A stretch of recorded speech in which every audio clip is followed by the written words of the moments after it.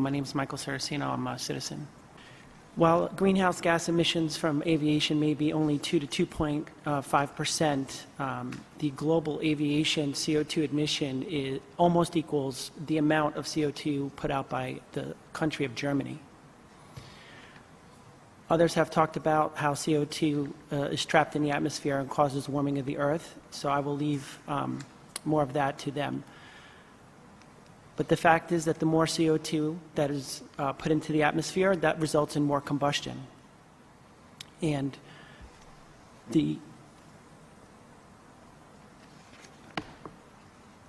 I think one of the biggest concerns with more combustion from aviation and the sure increase in aviation, the FAA forecasts that aviation will grow 2% per year, reaching 1 billion passengers by 2029. And the issue with more combustion not only is more CO2, but the FAA Modernization Act that was recently passed in 2012 essentially is allowing the FAA through position-based navigation to save. Yes, they do save fuel on descent because they're not doing step down.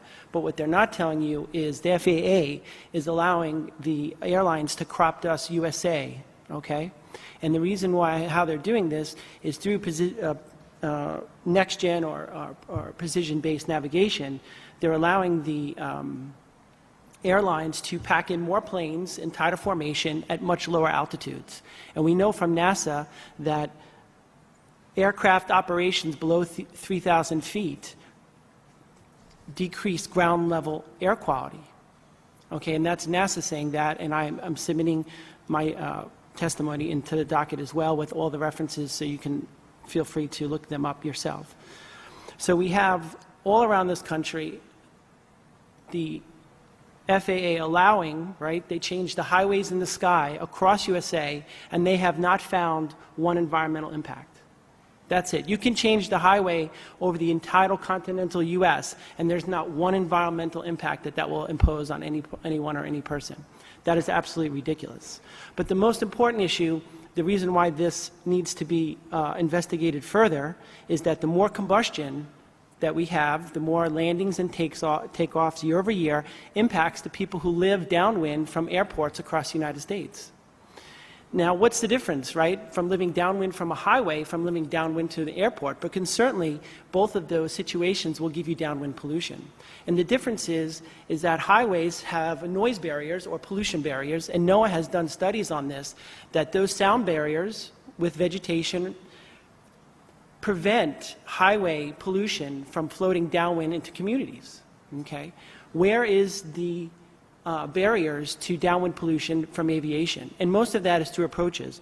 I've listed several studies that have done London Heathrow,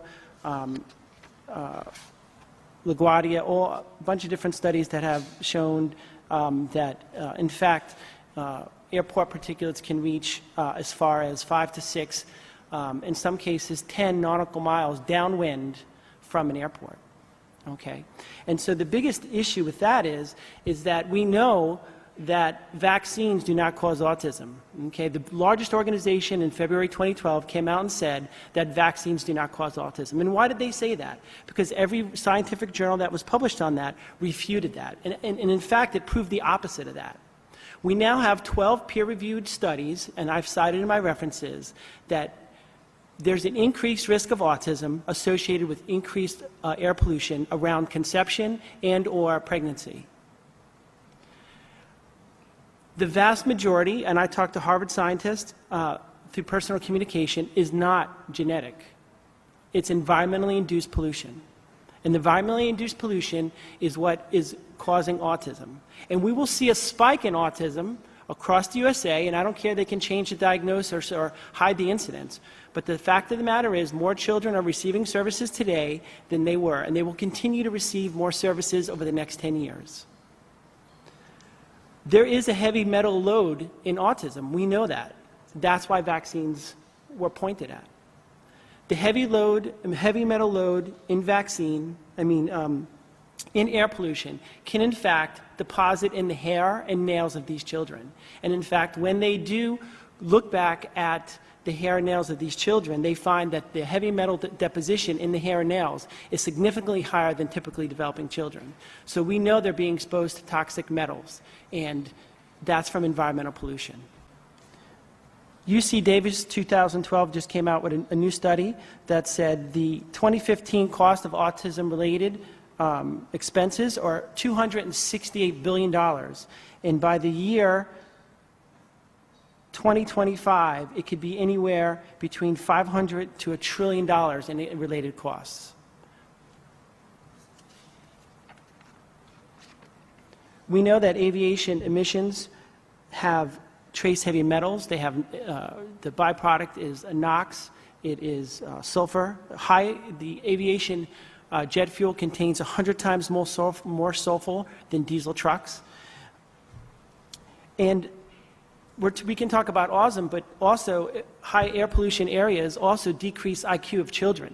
And the very interesting thing about that is that even when these children hit 6, 7 years old, they still did not catch up to their peers. So this damage that's being caused by low IQ, by pollution induced, and it does have effect on one of the most important things that I will tell you. If you want to know how dangerous air pollution is, you just have to look at the transgenerational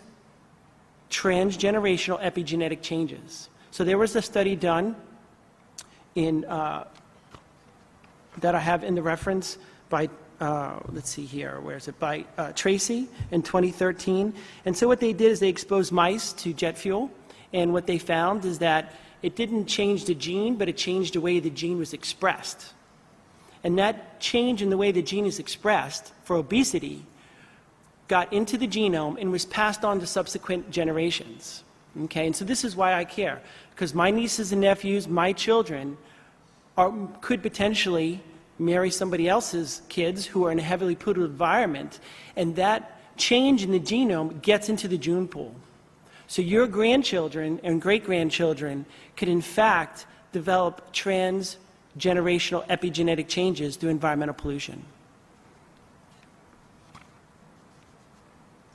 And another way, besides greenhouse gases, and I'll keep this brief, there is evidence to show that persistent contrails do in fact warm the Earth. They trap incoming solar radiation and they block outgoing infrared radiation.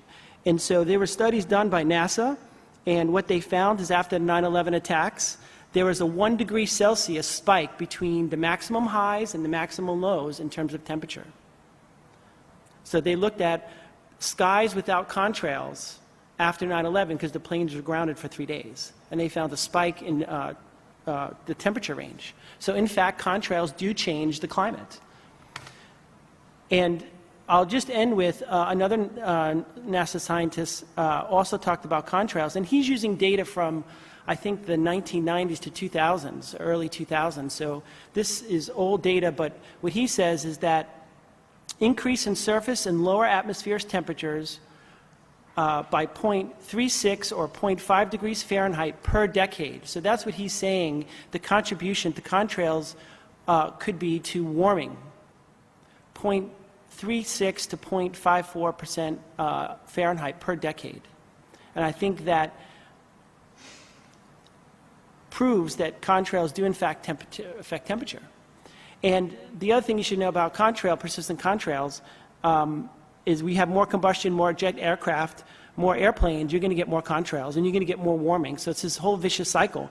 And the thing about contrails is that they produce clouds that morph into cirrus. Okay? When they study contrail spreading, they only study within the first few hours. They do not study the whole life of that artificial cloud that's produced.